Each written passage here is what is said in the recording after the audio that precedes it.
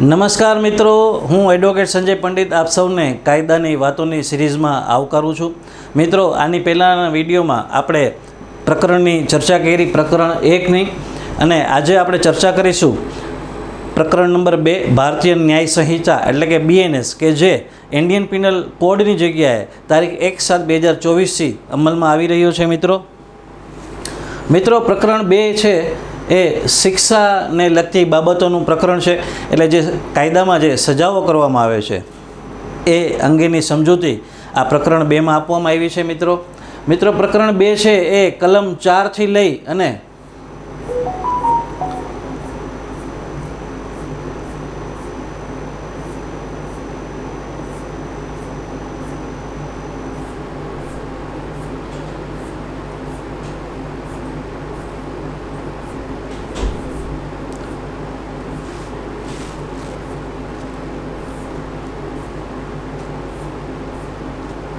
કલમ 4થી લઈ અને કલમ 13 સુધી પ્રકરણ 2 છે એમાં શિક્ષાને લગતી તમામ જોગવાઈઓની ચર્ચા કરવામાં આવી છે।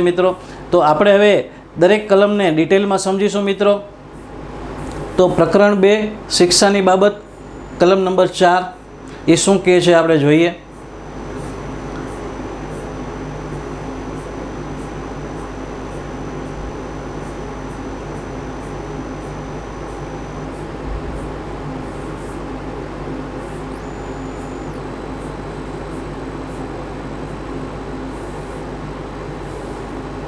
કલમ નંબર 4માં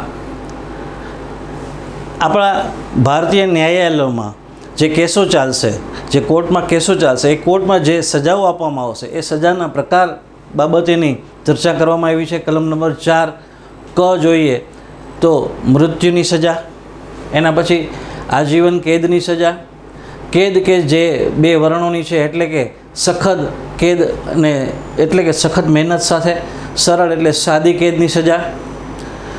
એટલે આપણી જે કોર્ટ છે એ મૃત્યુની સજા ફરમાવી શકશે, આજીવન કેદની સજા છે એ ફરમાવી શકશે। કેદમાં પણ 2 પ્રકાર આપવામાં આવે છે, સાદી કેદ અને સખત કેદ। સખત કેદમાં છે એ સખત મહેનત કરાવવામાં આવતી હોય છે કેદીઓ પાસેથી।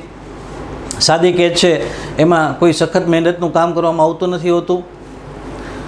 પછી મિલકત જપ્ત કરવી, દંડ કરવો અને સામાજિક સેવા। મિત્રો, મિલકત જપ્ત કરવી એટલે કોઈપણ ગુનામાં કોઈપણ આરોપીની અથવા તો જે તોહમતદાર છે જેની પર ગુનો સાબિત થયો છે એની મિલકત જપ્તીની સત્તા પણ કોર્ટોને આપવામાં આવી છે। કોઈપણ આરોપીને દંડની જોગવાઈ છે, દંડ પણ નામદાર કોર્ટ કરી શકે છે। પછી એ દંડની જોગવાઈ છે એ દરેક કલમમાં પાછી સ્પેસિફિક અલગ અલગ પણ આપવામાં આવી છે જેની આપણે આગળ ચર્ચા કરીશું। પરંતુ આ તો જે સજાના પ્રકાર છે કે કોર્ટ છે એ કેટલા પ્રકારની સજા કરશે એની આજે આપણે ચર્ચા કરી છે। કલમ નંબર 4માં આમાં એક નવી સજા ઉમેરવામાં આવી છે જે ઇન્ડિયન પિનલ કોડમાં અગાઉ નહોતી, સામાજિક સેવા। એટલે જે અમુક જેને કહેવાય કે પેટી ઓફેન્સીસ હોય છે કે નાના ગુનાઓ કરવામાં આવતા હોય છે એમાં સામાજિક સેવાની પણ જોગવાઈ છે એ હાલના કાયદામાં કરવામાં આવી છે કે આપણી કોર્ટો છે એ હવે આરોપીઓને આ જેટલા પ્રકાર હું અત્યારે બોલ્યો છું, મૃત્યુ, આજીવન કેદ, પછી કેદમાં પણ 2 પ્રકાર છે, સખત કેદ, સાદી કેદ, મિલકત જપ્ત કરવી, દંડ કરવો અને સમાજ સેવાનો પણ કોઈ આરોપીને હુકમ કરી શકે છે। સમાજ સેવા એટલે આપને હું દાખલો આપીને સમજાવું તો કોઈ આરોપીને નામદાર કોર્ટ એવી પણ સજા કરે કે એને ભાઈ 1 મહિના સુધી કોઈ પણ સરકારી હોસ્પિટલ છે, સરકારી સ્કૂલ છે કે જાહેર માર્ગો છે એની સાફ સફાઈ કરવી, અથવા તો એમાં કોઈ પણ જેને કહેવાય કોમ્યુનિટી સર્વિસને લગતી સેવા છે એ આપવાનો હુકમ છે એ કોર્ટ કરી શકશે। એ નવી સજા છે એ હાલના કાયદામાં ઉમેરવામાં આવી છે। મિત્રો, કલમ નંબર 4ની આપણે ચર્ચા કરી। હવે આપણે ચર્ચા કરશું કલમ નંબર 5, સજા અંગેની કાર્યવાહી। તો જે સજા ફરમાવવામાં આવશે એ સજાની કાર્યવાહી કઈ રીતે થશે એની કલમ નંબર 5માં છણાવટ કરવામાં આવી છે। મિત્રો, યોગ્ય સરકાર ગુનેગારની સંમતિ વિના ભારતીય નાગરિક સુરક્ષા સંહિતા 2023ની કલમ 474 અનુસાર આ સંહિતા હેઠળની કોઈપણ સજાને અન્ય કોઈપણ સજામાં બદલી શકે છે। મિત્રો, કલમ નંબર 5 में एवी जोगवाई करवामां आवी छे कि योग्य सरकार યોગ્ય સરકાર એટલે અત્યારે જ આ બધો હમણાં એક જેને કહેવાય કે આપણે બહુ જ પ્રખ્યાત કેસ બહાર આવ્યો હતો, બિલ્કિસ બાનો કેસ, કે જેમાં મહારાષ્ટ્ર સરકારમાં એટલે કે મહારાષ્ટ્રની કોર્ટમાં એ કેસ ચાલ્યો હતો અને એમાં જે આરોપીઓ હતા એની સજા માફ કરવામાં આવી અને એ સજા છે એ નામદાર સુપ્રીમ કોર્ટે, રાજ્ય સરકાર દ્વારા આ સજા માફ કરવામાં આવી હતી, નામદાર સુપ્રીમ કોર્ટે આ સજા છે એ રદ કરી. એવા કારણોસર રદ કરી કે ગુજરાત સરકાર છે એ સજા માફી માટેનો નિર્ણય કરવા માટે યોગ્ય સરકાર કહેવાતી નથી કાયદા મુજબ. કારણ કે જે કેસ છે જે ચલાવવામાં આવી હતી ટ્રાયલ એ મહારાષ્ટ્રમાં ચલાવવામાં આવી હતી, એટલે મહારાષ્ટ્રની સરકાર છે એને આ અંગે નિર્ણય કરવાની સત્તા છે. આવા કારણોસર આ તમામ જે અપરાધીઓ હતા બિલ્કિસ બાનો કેસના એ બધાને સરેન્ડર થઈ અને જેલમાં પરત જવું પડ્યું. તો આમાં એ જોગવાઈ કરવામાં આવી છે કે યોગ્ય સરકાર એટલે કોઈ પણ રાજ્ય સરકાર છે કે એના સ્ટેટની અંદર જે કેસ ચાલ્યા હોય અને જે કોર્ટોએ એમાં ચુકાદા આપ્યા હોય એમાં જે સજા કરવામાં આવી આરોપીને, એ આરોપીની સજામાં ફેરફાર કે ઘટાડો છે એ સરકારને એવી સત્તા આપવામાં આવી છે કે ઘટાડો છે એ કરી શકશે. એમાં ગુનેગારની સંમતિ કે કન્સેન્ટ એટલે લેવાની જરૂર નથી. સરકાર પોતે ઈચ્છે તો કોઈને પણ સજામાં છે એ ફેરફાર કરી શકશે. એ અંગેની એને જે સત્તા આપવામાં આવી છે એ ક્રિમિનલ પ્રોસિજર કોડ જે જૂનું હતું, જે અત્યારે ભારતીય નાગરિક સુરક્ષા સંહિતાની કલમ 474 અનુસાર કોઈપણ સજાને અન્ય કોઈપણ સજામાં બદલી શકે છે. એટલે સખત કેદની સજા હોય તો એને સાદી કેદમાં પણ બદલી શકે છે. આવી સત્તા છે એ સરકારને આપવામાં આવી છે કલમ નંબર 5માં. પછી યોગ્ય સરકાર કોને કહેવાય એની સમજૂતી પણ આમાં આપવામાં આવી છે.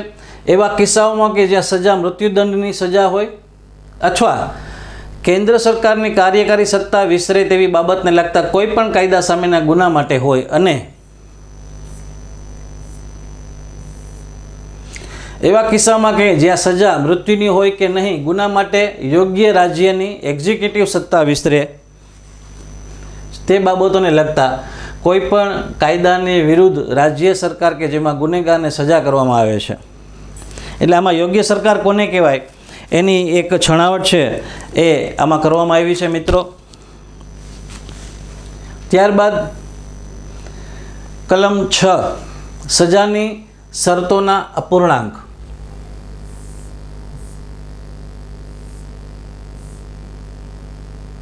Friction of terms of punishment. સજાની શરતોના અપૂર્ણાંકની ગણતરીમાં આજીવન કેદને 20 વર્ષની કેદની સમકક્ષ ગણવામાં આવશે, સિવાય કે અન્યથા પ્રદાન કરવામાં આવે. અત્યાર સુધી લોકોમાં એવી ભ્રમણા હતી કે 14 વર્ષ પૂરા થાય એટલે એ આજીવન કેદની સજા પૂર્ણ થઈ એવું ઘણી જગ્યાએ આપણે સાંભળતા પહેલાં, અને એવી લોકોમાં ભ્રમણા પણ હતી. પણ ખરેખર કાયદામાં એવી જોગવાઈ નહોતી. આજીવન કેદની સજા એટલે આજીવન કેદ, એ માણસ મરે નહીં ત્યાં સુધીની કેદની સજા ગણવામાં આવે છે કાયદામાં. પણ હાલ ભારતીય ન્યાય સંહિતામાં એની સ્પષ્ટતા કરવામાં આવી છે કે આજીવન કેદની સજા છે એ 20 વર્ષ સુધીની સજા છે એને આજીવન કેદની સજા માનવામાં આવશે મિત્રો. પરંતુ જો કોર્ટે કોઈ સ્પેસિફિક એમાં કીધું હોય કે ભાઈ 14 વર્ષ કે 15 વર્ષ તો એ રીતે ગણવામાં આવશે. જો કાંઈ કીધું ન હોય, માત્ર આજીવન કેદની સજા એવો ઉલ્લેખ હોય તો એને 20 વર્ષની કેદની સજા ગણવામાં આવશે.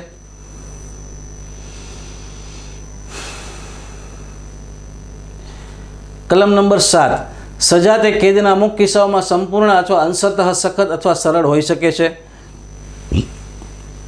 એટલે કોર્ટ છે એ સજા જે કરે છે સખત કેદની સજા, એમાં અમુક ભાગ છે એ સખત કેદ, અમુક ભાગ છે એ સાદી કેદ, એવી પણ સજા કરી શકે છે.